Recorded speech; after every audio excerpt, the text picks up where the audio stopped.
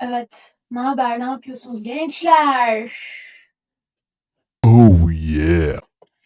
Bugün neyi konuşuyoruz? Önümde notlarım var. Bugün Culpa Nuestra'yı konuşuyoruz. Culpa Nuestra. O neydi ya? Ne izledim ben ya? Of gerçekten ne izledim ben ya? Ne notlarım var ne notlarım. Şu film... Şu şaheser film içinden Arkadaşlar nokta nokta biraz bu filmi konuşalım. Bu film üçlemesini biraz konuşalım istiyorum. Bu film üçlemesinin bu kadar ünlenmesinin sebebi kesinlikle ilk bölümdeki canım oyuncularımın eski canım tabii bir tanesi artık halen daha canım, diğeri canım değil. değildir. Kim oluyor? Başrol Nick ve Noah karakterlerini oynayan Gabriel ve Nicole'un canlarımın elektriği bu filmi bu kadar yükseltti. Bu arada The Universe sakinleri giriş yapmadım. Hoş geldiniz. Hoş geldiniz efendim. Beni YouTube'da abone olmayı, Derin Universe'e ve Instagram'dan ve TikTok'tan da Derin Universe var. Şuraya bırakıyorum. Varım. Oradan da beni takip etmeyi unutmayın lütfen. Yorumlarınıza çok dikkat ediyorum. Yorumlarınızı, like'larınızı bekliyorum efendim. Devam ediyorum. Bu film serisinin tutmasının en büyük sebebi gençlik, aşk, Hat. Nick ve Noah karakterlerini oynayan oyuncuların arasındaki elektrik. Arkadaşlar bu konuda hemfikiriz bence. Ama sonrasında gelen skandallar, Gabriel'in çocuğun yaptığı şeyler. Çocuk o. Yani çocuk bile değil. Yani neyse. Kendisinin taciz skandalları ortaya çıktı. Sonra onlar yalanlandı ve galiba sonra bu konuda suçsuz bulundu falan. Ama sonra Nicole'le ilgili çıkan şeyler. Nicole'ü işte öpüşmesini taklit ediyor olması. Nicole hakkındaki kötü yorumları like'lıyor olması. Ya senin ben cibilliye. Okay. Bir şey bu.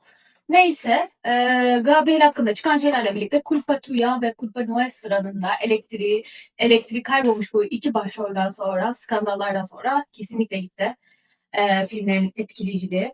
Zaten çünkü tek etkileyici noktası buydu. Yani filmde çok iyi bir kurgu var sizce filmlerde ya da çok iyi bir hikaye, senaryo falan yok yani. Bizim aradığımız tek şey elektrikti. Yanalım, kül alalım da ama işte o da yok ettiler.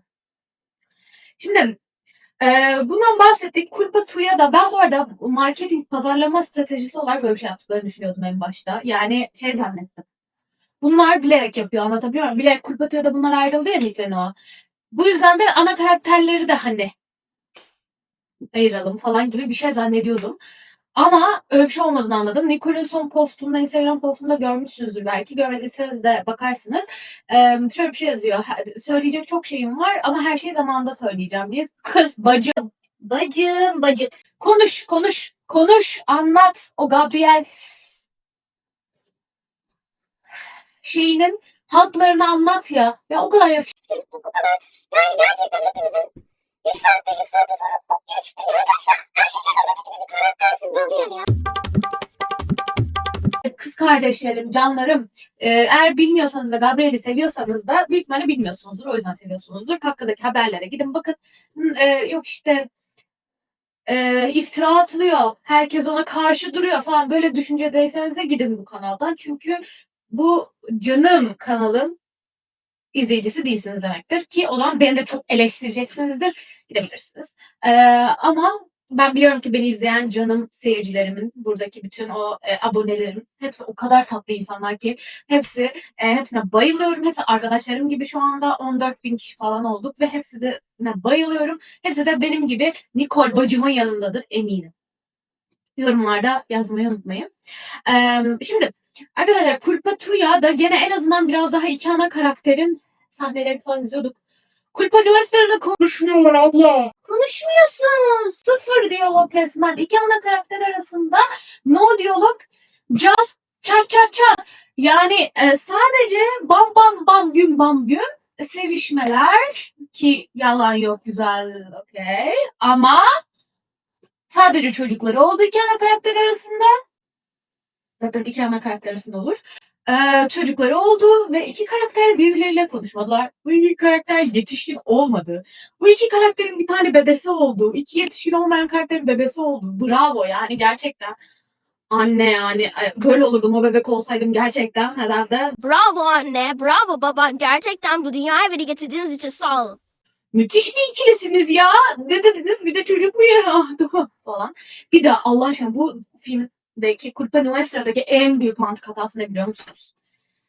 Arkadaşlar 2025 yılındayız. Bunlar İspanyol fıkır fıkır sıkır şıkır. Yani 25 yaşında kız kaç yaşında? 23 yaşında falan dizideki Noah karakteri. 23-22 yaşında falan üniversiteden yeni mezun olmuş. Bu kız anlamaz mı 6 ay önce olan şeyde 6 ay boyunca yani 8. haftada mı ne 13. haftada öğreniyordu galiba. Ya bu kız hiç mi düşünmez? Hiç mi kendini görmez? Yani nasıl hamile olduğunu anlamaz? Ya nasıl ya? Nasıl? Allah'ım çok cacıladım. Allah'ım korusun ama nasıl anlamaz? Çok saçma ya çok saçma. Bak bu gerçekten bir mantık hatası yani çok büyük bir mantık hatası. Zaten o bütün o hamilelik sürecinde inanılmaz bir mantık hatası var. Kıza giydirdikleri o küçük işte göbek, o göbeği saklamak için kıyafetler giyiyor olması, Nicky'nin hiç anlamaması. Kız oluyor duvara yapıştırıyor. O zaman da mı karnına değmiyorsun?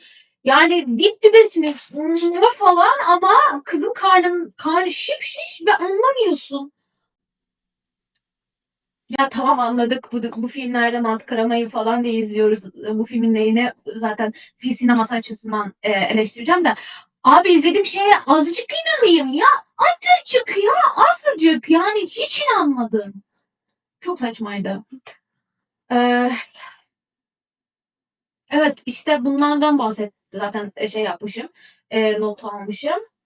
Arkadaşlar bence senaryosu yani ben Mercedes Fromm'u sevdiğim bir kitap yazarı. Çünkü biraz daha kadın odaklı yazdığını düşünüyorum. Yani bu tip aşk hikayeni Female Gaze dediğimiz yerden de çekmişler. Filmlerin de öyle. Tek sevdiğim noktalardan biri galiba tek sevdiğim noktalardan biri olmadı. Tek sevdiğim nokta Female Gaze filmler oluyor olması bu üçlemenin. Bunu bütün sahnelerde görebiliyorsunuz zaten. Sevişme sahnelerinde olsun, aşk sahnelerinde olsun hep daha kadın odaklı, kadının ne hissettiği, kadının zevkine yönelik aslında sahneler izliyoruz. Bu konuda tebrikler yani. Bu konuda gerçekten yanınızdayım kardeşlerim. Müthişti. Ama müthiş de fazla bir kelime oldu bu üçleme için. Neyse Mercedes Ron'u takip etmeye devam edeceğim. Prime Video'yu çok seviyorum ben ya. Prime Video bize böyle genç işler veriyor ya. O yüzden daha da çok seviyorum. Yani böyle hep izlediğimiz karakterleri, oyuncuları izleniyoruz. İşte gencecik insanlar, aşk, böyle daha soft şeyler de Prime Video veriyor ya bize. O yüzden çok seviyorum. Aferin Prime Video. Burada senin şeyini yapıyorum, reklamını yapıyorum ya. Parasız yapıyorum. Culpa Nuestra ve Culpa Tuya'da inanılmaz bir montaj sorunu var arkadaşlar. Yani filmlerde TikTok kesiti gibi, editi gibi filmler yapmışlar. Oradan oraya, oradan oraya hiçbir bağlantısı olmayan sahneler izledik birbirinden. Çat, kat, o kadar katlar var ki iki sahne arasındaki katta ne olduğunu ve neden olduğunu, şimdi neredeyiz falan yani o kadar kötü bir TikTok editi. İyi ya yemin ediyorum TikTok'ta çok çok daha iyi editler var ya. TikTok editi demek bile ayıp TikTok'a. Ya iletişim eksikliği. Kulüplerin sıradaki en büyük iletişim eksikliği. Noah ve Nick arasında diyalog yok. Yani Jenna ve Leon çok daha tatlı bir çift oldu ya. Çok daha müthiş bir çift oldu. Daha fazla giriş, gelişme ve sonucu var bu çiftin ya. Bunlarda sadece sonuç. Nick ve Noah'da sadece sonuç var. Potansiyeli çok yüksek bir üçlemeyi bok etmişler.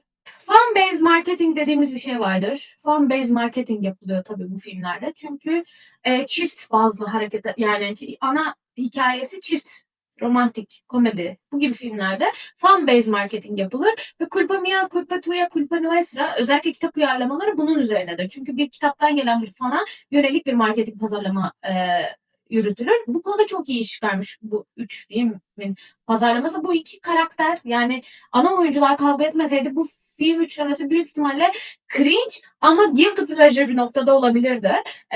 Ama şimdi böyle gerçekten çok cringe bir üçlem olarak kaldı. Ne olduğu belirsiz yani gerçekten sıfır elektrikle oynadılar.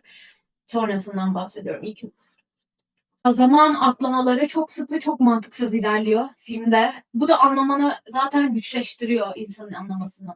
Zaten ben izlerken sadece şeye geldim. İyi tamam hadi ne zaman Nick ve Noah sahnesi izleyeceğiz. Zaten bunu istiyorlar seyirci olarak. Nick ve Noah sahnesi beklemeni istiyorlar ama ya arkadaşlar ana karakterlerin sahnelerini bekleyebilmen için ana olayların, karakterlerin başına gelen olaylara inanman lazım ki o ana karakterlerin birleşeceği noktayı heyecanla bekliyor. Ben Nick'in aşkına inanmadım. Sana inancım sıfır Nick. Yani çocuğum sen gidiyorsun Sofya ile birliktesin. Gidiyorsun. Birlikte oluyorsun. Sonra sabahleyin Sofya sana diyor ki yapma ama böyle Noah'ya böyle davranıyorsun. Senin düşünmen gerekiyor. Noah. Sofya'yı dinliyorsun. O kadar olay oluyor. Noah'yı dinlemeyip Sofya'dan sonra Noah'ya gidiyorsun.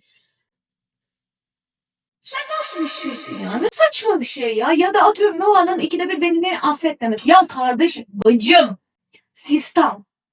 Bak hayatım, bu çocuk ne yaptı? Sen bu çocuğun iyiliğini düşündüğün için evet biraz işte hakkın olmayan, belki üstüne düşmeyen, vazifen olmayan şeyler yaptın. Doğru ama onu düşündüğün için yaptın. Oturup konuşmadan bu çocuk sana neden yaptın, niye yaptın, seni dinlemeye tenezzül etmeden gitti başka bir kadını öptü. Sonra da tamam hadi çok o anlık bir sinirdi yaptı. Sen de gittin çocukla yattın. Artık tamam da yani ikiniz de birbirinize kötülükler yaptınız. İkiniz de birbirinize götlük yaptınız. Daha sen niye sadece Noah, bacın, hemşire, sen ne diye mesela sadece sen suçluymuşsun gibi hareket ediyorsun. Sen o kadar feminist bir kızsın. Noah'nın gerçekten ben feministliğini çok seviyorum. Bu hamile olduktan sonra ben anne olacağım o baba olmayacak. XY kromozomları dalgası falan. Çok iyiydi. Ama bu yani diğer yerlerde hayal kırıklığına uğratmadı değil. Yani Nick'in aşkına inancım sıfır. Gerçekten sıfır. Ya fanlar olarak ben fanı değilim kitabı. Okudum ama fanı değilim. Çok fazla kitabını da beğendiğim söylenemez ama kitabın fanları bence beğenmemiştir bu arada. Fanlara göre, kitap fanlarına göre çok fazla mesela ana konuda değişen şeyler var. Mesela işte Nick'in nasıl Noah'nın hamile olduğunu öğrendiği sahne falan bambaşka kitapta. Bu yüzden pek memnun kaldıklarını düşünmüyorum açıkçası. Fanların varsa aranızda fanlardan, kitap fanlarından bu Culpa Mia, Culpables üçlemesinin fanlarından yorumlarda yazsınlar. Merak ediyorum nasıl buldular kitaba göre. Ben kitabını da çok beğenmemiştim. Yalan yok.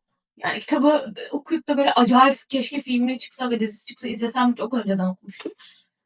O zamanlar filmi dizisi yoktu. Öyle de düşünmemiştim. Öyle aşırı iyi bir kitap falan diye düşünmemiştim. Filmi çıkınca yani bu oydu hadi izleyeyim falan diye izlemiştim. O yüzden çok benim için fark etmez.